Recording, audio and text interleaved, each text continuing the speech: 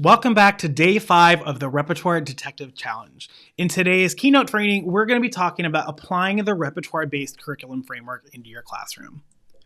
Today, I'm going to be showing you how you can apply the repertoire-based curriculum framework to simplify your lesson plan, increase student engagement, and reduce overwhelm in the elementary music classroom. Before we get started, I want to invite you to take a moment and turn off all of your distractions.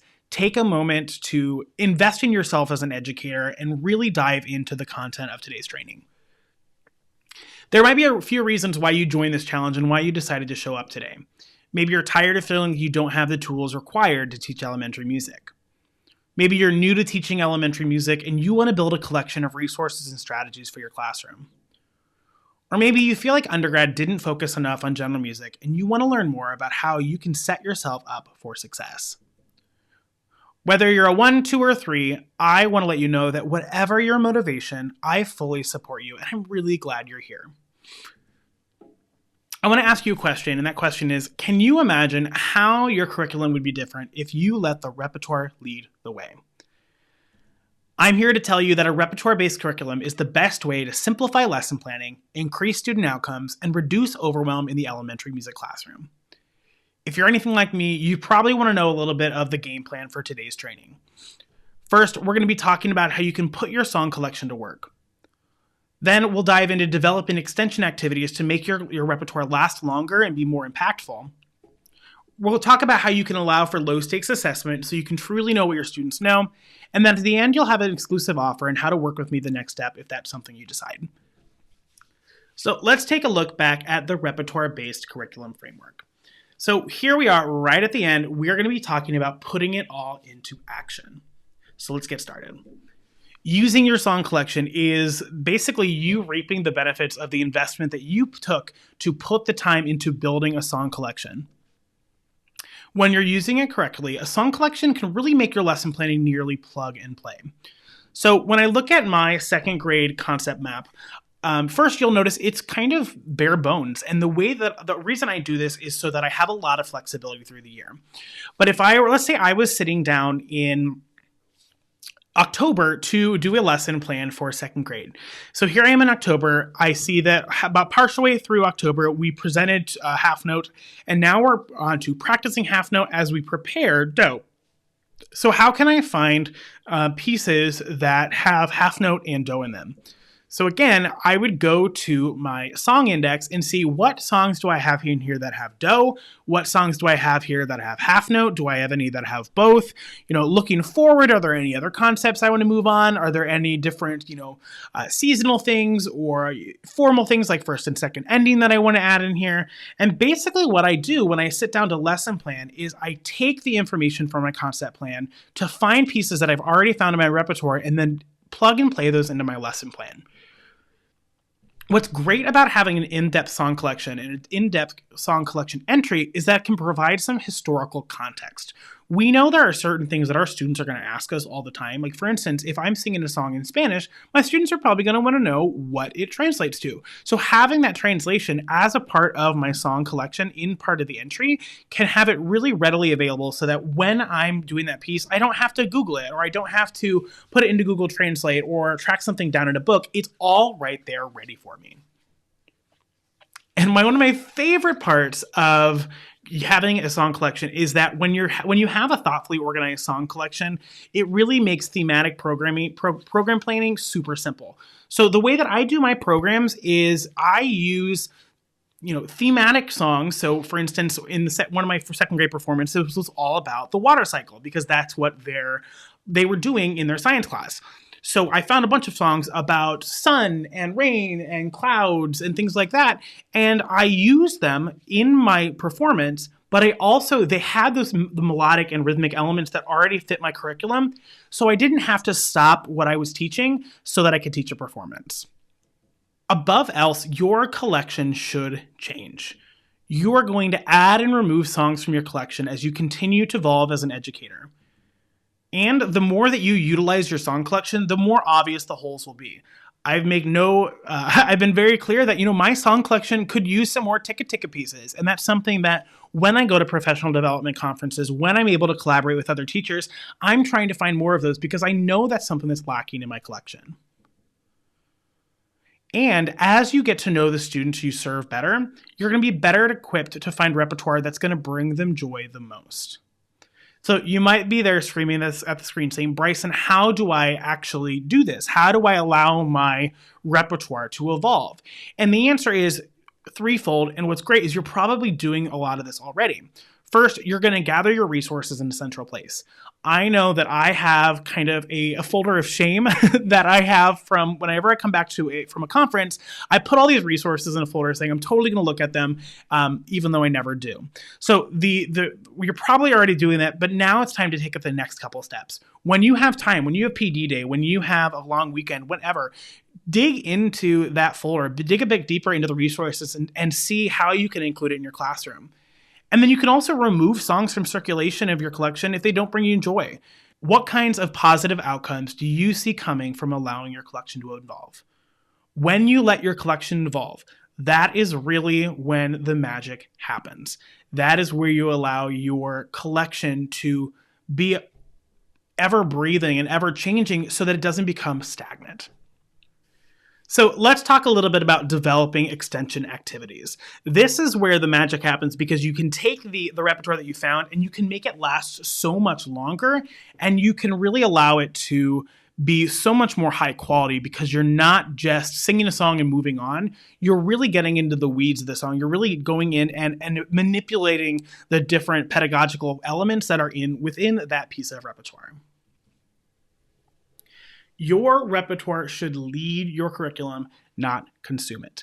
I know that I've definitely done this, but you've probably done it too, where you feel like you've taught a song and then instantly you say, all right, well, that didn't go anywhere. What was the point of that? So that's where these extension activities come in. So here we have another piece that I absolutely adore, Bounce High, Bounce Low. So it goes, bounce high, bounce low, bounce the ball to Shiloh, bounce high, bounce low, bounce the ball to whatever their name is.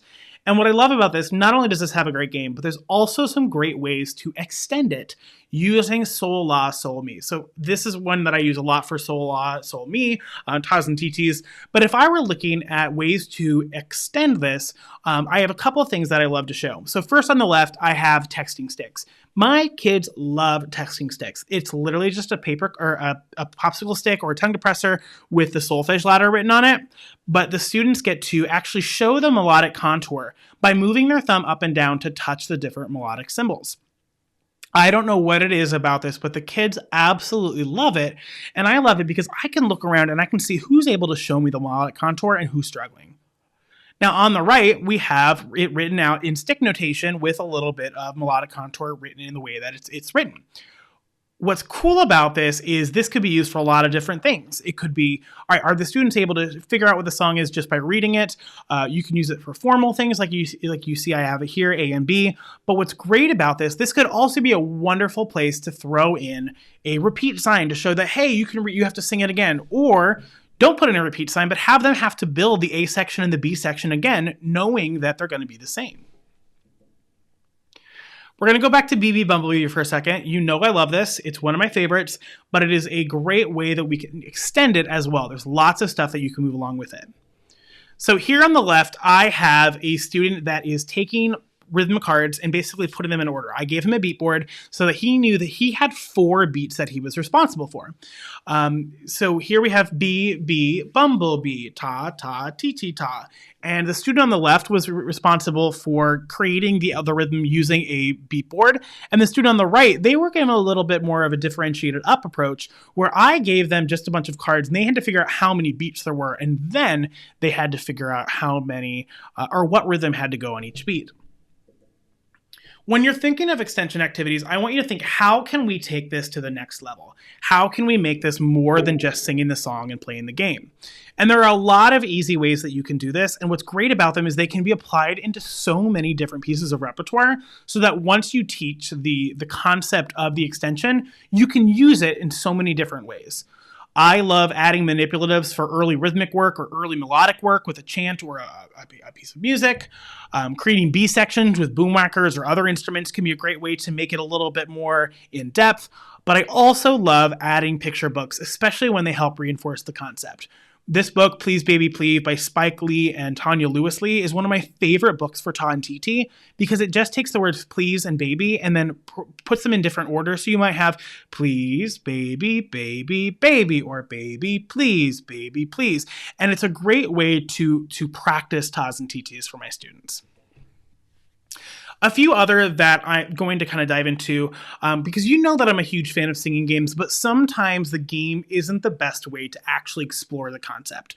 You can do things like partner songs, post office, adding a Bordoon or an ostinato, playing a game called Remote Control, which I'll go into a little bit later, creating a B section like I talked about further earlier, creating body percussion and moving that into unpitched percussion. There are so many different ways to expand upon what's already working in our curriculum to allow the repertoire to last a little bit longer.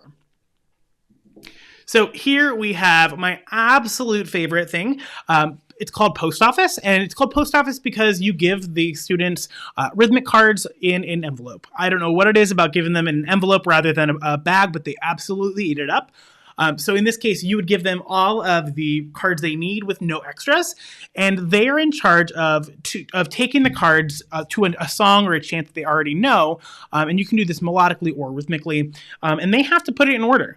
So how can they, use their inner hearing, their retrieval skills, their sequencing skills, identification, and put them in order so that they're able to, at the end, have the song or the chant.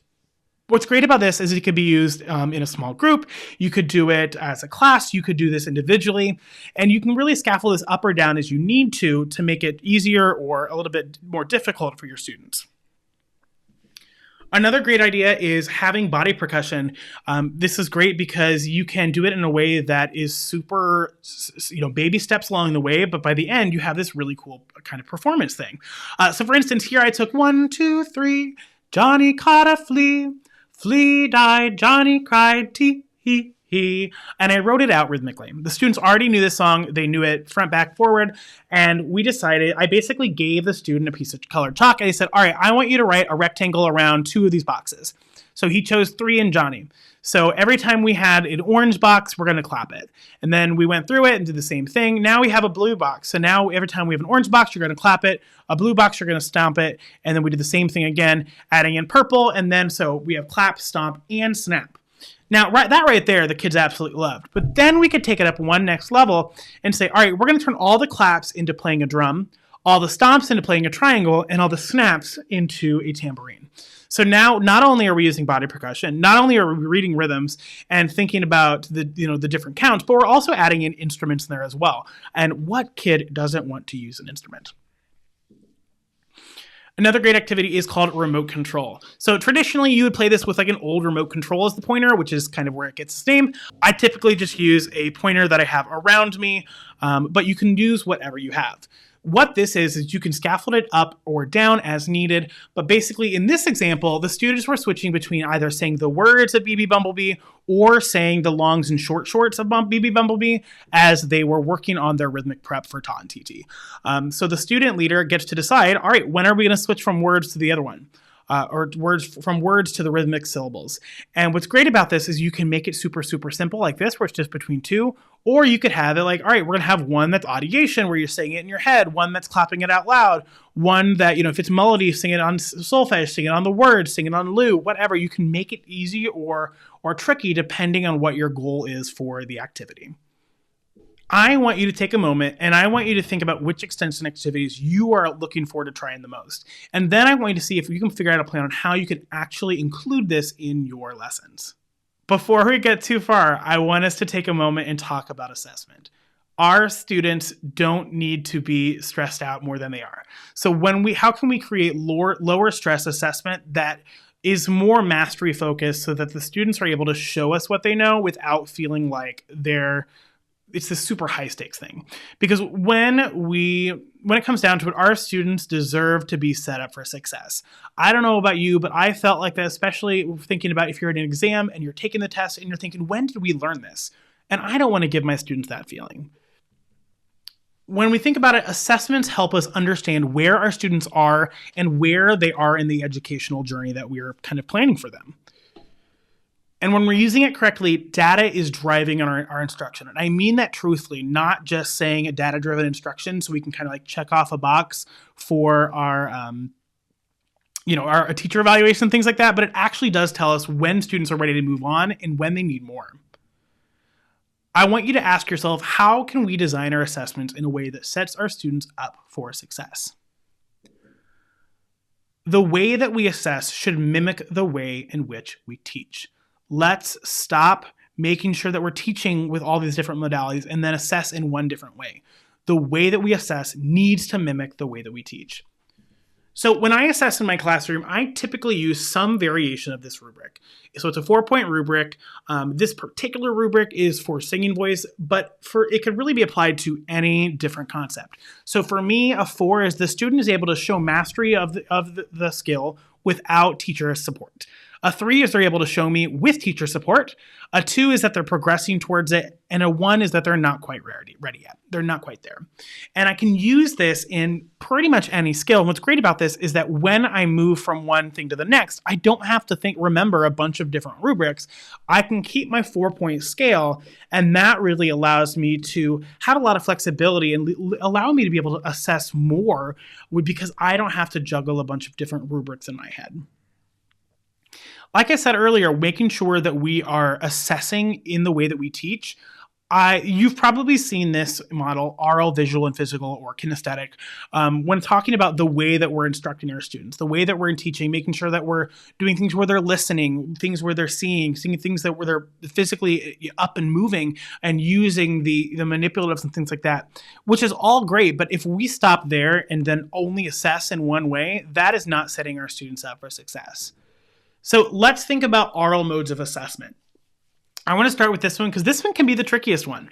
It's really hard to kind of do oral assessment because it all comes down to figuring out what is going on in a student's brain. And if we knew that, obviously we would have $1 million. So now it's our turn to figure out how we can creatively get an understanding of what is going on in a student's brain. So for one thing that you could use is you could have your students close their eyes and then sing the song and raise their hand when they hear the new sound, or raise their hand when they hear dough, or raise your hand when you hear a ticka ticka, whatever. Are they able to hear what the new thing is, or label it? Where is the ticka ticka? You could do something for audiation, having a monkey and a barrel puppet, or a stop and go sign, or a cone puppet. When the puppet's sticking out, they sing out loud. When it's hiding, they sing in their head. And you're able to kind of see where the students are and where they come in, which students are able to come in at the correct time and on the correct pitch and things like that. As for visual assessment, those tend to be a little bit easier for us to understand because it's something we can see. Here I have a couple of my favorite examples. Using popsicle sticks is a great way for it to assess. It's also a great way for them to just experiment and explore. And then in the larger picture, I have my fruit. So this is when my kindergartners, we were having them create rhythmic smoothies. So, there are a few ways that I kind of scaffold this in. So I might say, oh, kindergarten friends, I am so hungry. Can you make me a smoothie that has kiwi ice? And they have to find the different things and they kind of put it into order and they have to show me that they made my smoothie. Or I could make it a little bit trickier. I could say, all right, you can choose any fruit, but I want my smoothie to be. And they have to figure out how they can do the shorts and longs for that. For physical assessment, this is my favorite one. This is the one where we're getting the students up and moving, having them clap the rhythms, having them show on the body staff where the high note is, the low note is, having them, move different ways to show that they're able to hear the things and they're able to, keep the beat on their knees or stomp the beat or keep it on a drum, things like that. Those are different ways that we're physically assessing. And what I want you to think about and realize is that you can use all 3 modes of assessment on one concept, and you should, because otherwise we're just judging one way if a student is able to show mastery of a concept when there are so many other ways that they can experience that concept. So I want to take a moment and I want you to decide which of these 3 areas do you feel like you need a little bit more support? Which of these 3 areas do you feel like you need to find a little bit more options when it comes to assessment, oral, visual, or physical? And then once you do that, just keep an eye out. When you see something new, write it down. When you see something on a Pinterest that you're like, oh, this would be perfect for oral assessment, put it on a Pinterest board so that you remember it for later. I want to ask you a question before we get any further. And that is, how would you spend your extra time if you could complete all of your lesson planning during contract hours without sacrificing the quality of your lessons? And would you like to have somebody to guide you through the process of up-leveling your lessons while reclaiming your time outside of the school day? You could do this in a couple of ways. You could try to find all of your resources and materials you need on your own, but you run the risk of feeling overwhelmed, unsupported, and lost in the classroom. Or you can receive the support and coaching you need to help you set yourself and your students up for success. I want to invite you to join me inside General Music Jumpstart. General Music Jumpstart will walk you through the process to add to your elementary music toolbox while also teaching you the secrets to reclaiming your time as an elementary music teacher. We're going to be putting a lot into action during the program, including creating your own classroom management plan, learning about and applying aspects of the Kodály and Orff pedagogies to your instruction, creating a plan to seamlessly add assessments into your lessons, learning strategies to make your classroom accessible to all students. We'll be creating a yearly and monthly curriculum map for a target grade level, and we'll develop strategies to protect your mental health and spirit along the way. Inside the program, there are 5 core modules: expectations and procedures, approaches and pedagogy, inclusion and differentiation, curriculum and planning, and teacher fulfillment. Altogether, the 5 modules have a total value of $9.97, but I like throwing in some bonuses. So the first bonus you'll get is an exclusive PDF guide called Engaging the Cool Kids. These are my favorite songs, activities, and strategies for engaging the students that you really think themselves as quite literally too cool for school. But I want to let you know that I'm not extra special. I don't have all the secrets to becoming the best music teacher. But what I do have is a roadmap that I followed myself to allow myself to take control of my classroom and instruction.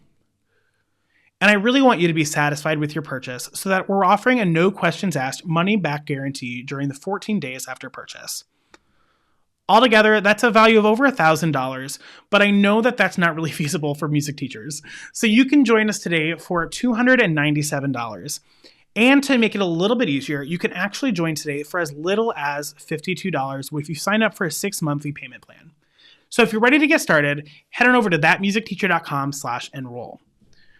Next up, I want to show you a quick review of the details. When you head to thatmusicteacher.com/enroll, you'll get to the page where you can find out all about the program to make sure it's a good fit for you.